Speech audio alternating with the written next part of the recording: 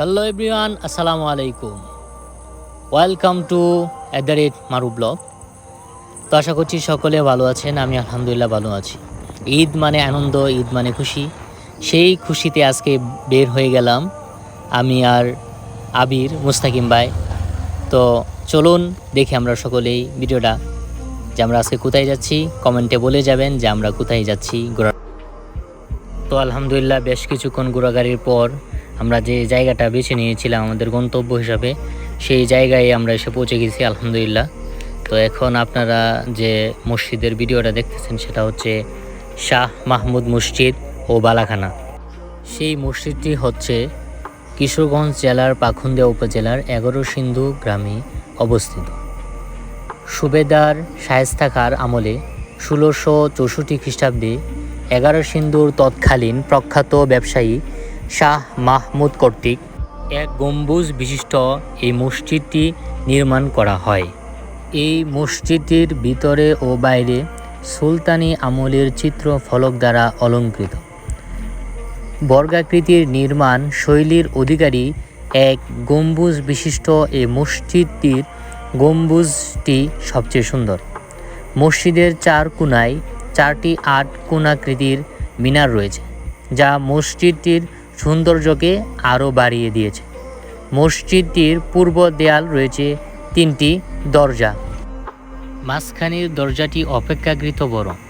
উত্তর ও দক্ষিণে দেয়ালে রয়েছে একটি করে দরজা। মসজিদের প্রবেশপথগুলো আয়তাকার ফ্রেমের মাঝে লিখান বিশিষ্ট প্রবেশপথ। মসজিদের সামনের দেয়ালে সুন্দর ফেলেলিং এবং কুলিংয়ের কাজ রয়েছে।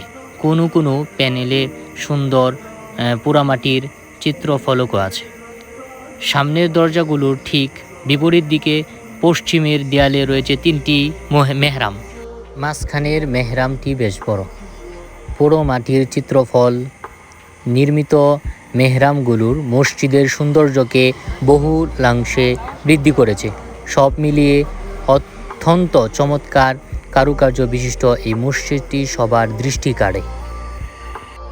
এই দৃশ্যটা হচ্ছে মসজিদের বাহিরের যে নান্দনিক এবং সৌন্দর্য ডিজাইন এবং কারুকার্য করেছিলেন সেটা দেখেন কত সুন্দরভাবে এই মসজিদের যে ফুলগুলো আঁকা হয়েছিল আজ পর্যন্ত সেটা রয়ে গেছে এবং এটা থাকবে ইনশাআল্লাহ।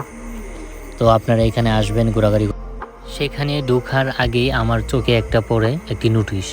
সেই নোটিশের মধ্যে লেখা ছিল এই মসজিদের কোনো রকম কোনো পরিবর্তন বা কোনো লেখার কোনো পরিবর্তন যদি কোনো কেউ করতে চায় তাহলে 1968 সালের 14 নং পুনর্কীর্তন আইনের 19 ধারার অধীনে তিনি সর্বাধিক 1 বছর যাবৎ জেল বা জরিমানা অথবা উভয় প্রকার দণ্ডে দণ্ডিত হবে।